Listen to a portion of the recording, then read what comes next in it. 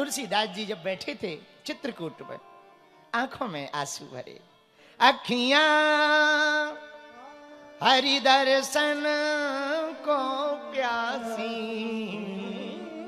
अखियां हरि दर्शन को, आंखों में आंसू लिए तुलसीदास जी बैठे, राम राम राम राम राम राम राम राम राम रो रहे, आंखों से झरझर आंसू बह रहे, टप टप आंसू बह रहे। क्यों रो रहे बाबा? राम जी नहीं मिल रहे हैं, राम जी नहीं मिल रहे इसीलिए रो रहे हो? हाँ हाँ कोई बात नहीं, हम एक उपाय बता देते हैं। क्या?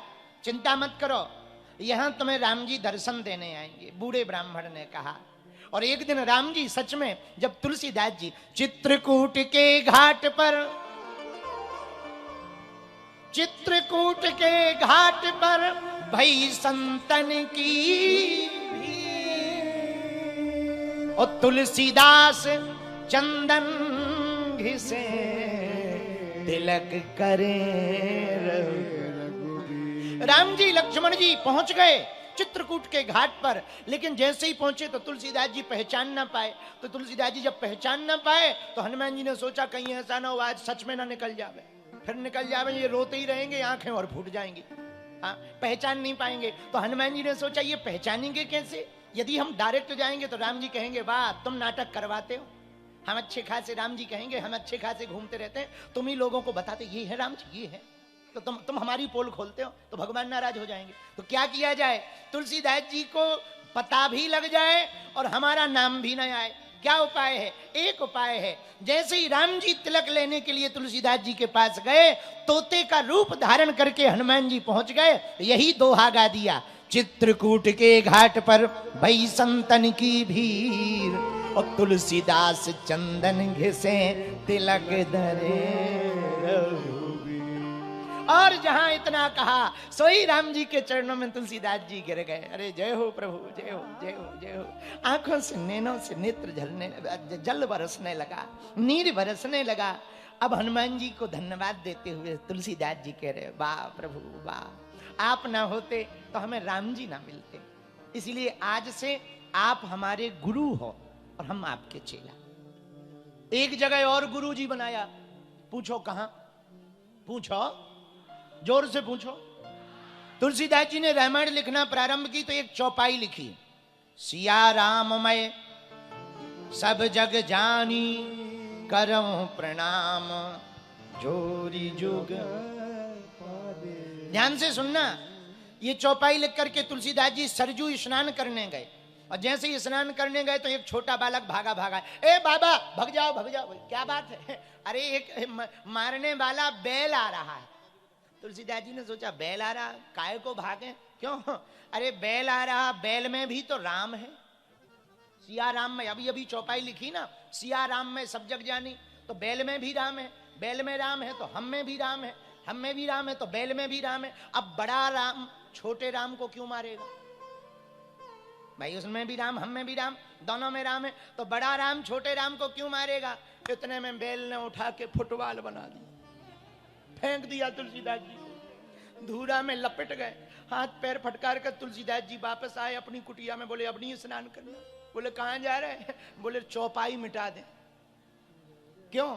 गलत लग गई है, सिया राम में, सब में राम नहीं है। यदि सब में राम होते तो बैल में भी होता, और बैल में राम होते तो बड़े राम छोटे राम को क्यों मारते? देखो फुटबॉल बना दिया, चौपाई गलत है। और जैसे ही मिटाने लगे सोई हनुमान जी ने हाथ पकड़ लिया, बाबा क्या बात है, चौपाई गलत है। क्या गलत है? सब में राम है। हाँ है। बैल में भी राम हुए? बोले बिल्कुल है। तो भाई ये बताओ बड़े राम ने छोटे राम को क्यों मारा? चौपाई गलत है कि नहीं?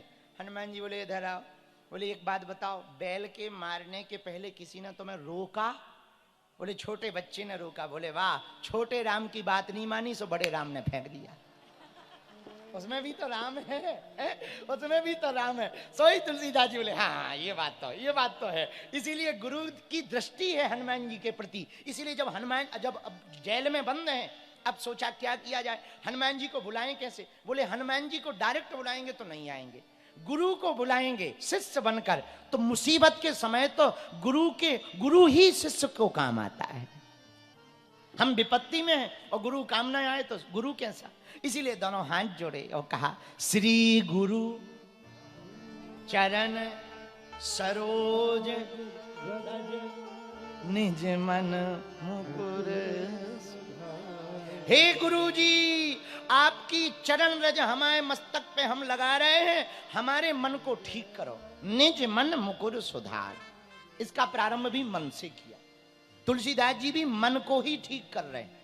धाये धाम काम सब त्यागी, मनहु रंग के निधि लूटन ला।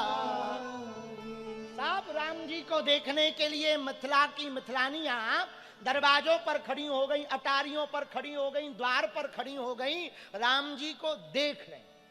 लेकिन जो छत पे चढ़ी 8 सखियां, उन्हें राम जी तो दिख रहे पर मुख नहीं दिख रहा, क्योंकि राम जी नीचे देख रहे हैं, सीधे है ना। और लक्ष्मण जी, तो लक्ष्मण जी इशारा किए थोड़ा ऊपर भी दर्शन दे दो, चुप रहो, सीधे चलो। अब सखियां बोली ये देख ही नहीं रहे, क्या किया जाए। राम जी बोले, सखिया बोली क्या किया जाए। एक सखी बोली उपाय है हमारे पास। बोले क्या। बोले हम इनके बाप का नाम जानते हैं, हम इनके बाप का नाम लेंगे तो देखेंगे। तो बोले ये कौन जा रहे हैं, आपस में ही बात कर रही जोर जोर से ताकि उन्हें सुनाई दे राम जी को। बोले ये कौन जा रहे हैं। बोले ये जो है ना, ये दशरथ के डोटा है। लक्ष्मण जी बोले पिताजी तक पहुंच गई। राम जी बोले सीधे चलो, नहीं देखा। तो दूसरी बोली नहीं देख रहे। बोले इनका नाम लो। आदमी नाम से तो देखते ही है भाई। लाखों लोगों की भीड़ हो, उसमें कोई भी भले ही किसी और को बुलाए, पर लाखों लोगों की भीड़ हो, ए धीरेन्द्र, तो हम भले ही कथा कर रहे होंगे। हाँ भाई, तो देखना तो पड़ेगा कि नहीं देखना पड़ेगा। तो एक सखी बोली हमारे पास उपाय है। बोले क्या, हम इनका नाम लेते हैं। तो बोले इनका नाम पता है क्या है। बोले क्या। बोले जो आगे आगे जा रहे हैं ना, सांवरे सांवरे, इनका नाम राम है। लक्ष्मण जी बोले बुला रहे हैं। राम जी बोले चुप रहो, सीधे चलो, नहीं देखा। तीसरी सखी बोली तुमसे नहीं बनेगा, हम बोलेंगे तब देखेंगे। बोले क्या। बोले हम इनकी माताजी का नाम जानते। तो बोले सुनो सखियो, जोर से बोलने लगी, सुनो ये जो 2 जा रहे हैं ना, हैं भाई, पर दोनों की माई अलग अलग। बाप एक है पर माता अलग अलग है। ये जो आगे जा रहे हैं ये कौशल्या नंदन है। अच्छा, और पीछे वाले बोले ये सुमित्रा नंदन है।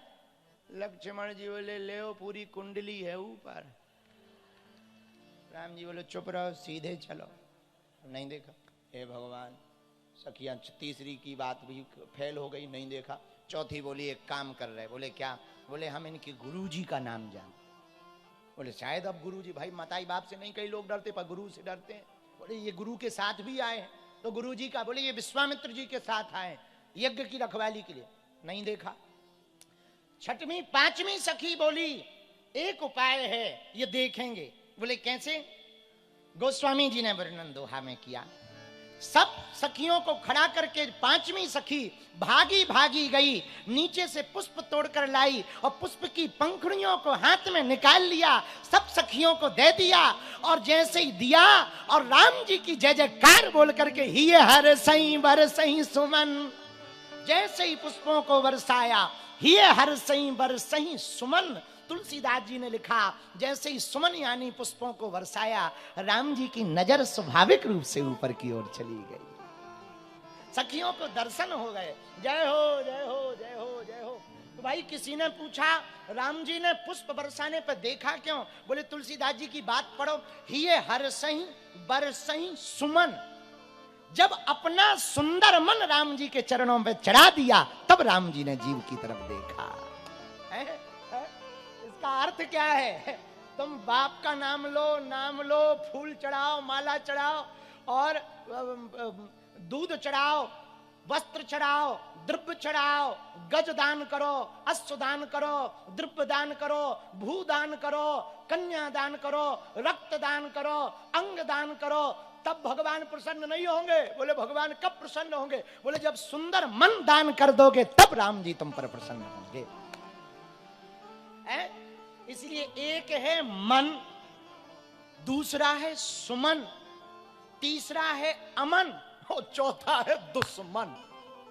हाँ, मन के 4 प्रकार है। कितने प्रकार है? 4। अब तुम खुद चेक कर लो कि अमन हो कि मन हो कि दुश्मन हो या सुमन हो। पर राम जी को प्रिय कब होगे? इसीलिए तुलसीदास जी की कितनी अद्भुत बात है। श्री गुरु चरण सरोज रज निज मन। हे गुरु की दृष्टि से हनुमान जी को कहा, हे गुरु जी, आपके चरणों की रज हमारे मन को सुधारेगी। ये मन क्या है? जो अंदर विचार ला रहा, यही तो खतरनाक है। अच्छा, कथा में धन लग जाए, गाड़ी लग जाए, मकान लग जाए, पर मन ना लगे तो क्या कथा का फल मिलेगा? काका सुन लो ध्यान से। धन लग जाए, गाड़ी लग जाए, टेंट लग जाए, लाइट लग जाए, एलईडी लग जाए, पर मन ना लगे तो क्या कथा का फल मिलेगा? अरे बोलो भैया, नहीं मिलेगा, हलवा मिलेगा। पर कथा का फल कब मिलेगा? जब मन लगेगा। पर तुम कहो गुरुजी फिर इसका मतलब तो कथा सुनना बेकार है। ठटरी के बरे, बेकार नहीं है, बढ़िया है। रेलगाड़ी पे बैठे हो, कौन कौन रेलगाड़ी पे बैठा है? यहाँ तो मेट्रो चलती है, मेट्रो पे कौन कौन बैठा? हाथ उठाओ। सभी बैठे लगभग, हाथ नीचे कर लो, पीटने के काम आए। सुनो, रेलगाड़ी पे बैठने पर क्या कभी रेलगाड़ी चलाने वाला ड्राइवर तुम्हारे पास आया कि तुम्हारा मन लग रहा हो तो हम चलें? आया? कभी आया? मन लगे या ना लगे, गाड़ी पे बैठ जाओ, वो मंजिल तक पहुंचाएगी ही पहुंचाएगी। वैसे ही कथा में तुम्हारा मन लगे या ना लगे, पर बैठ जाओ तो कथा भगवान तक पहुंचाएगी ही पहुंचाएगी।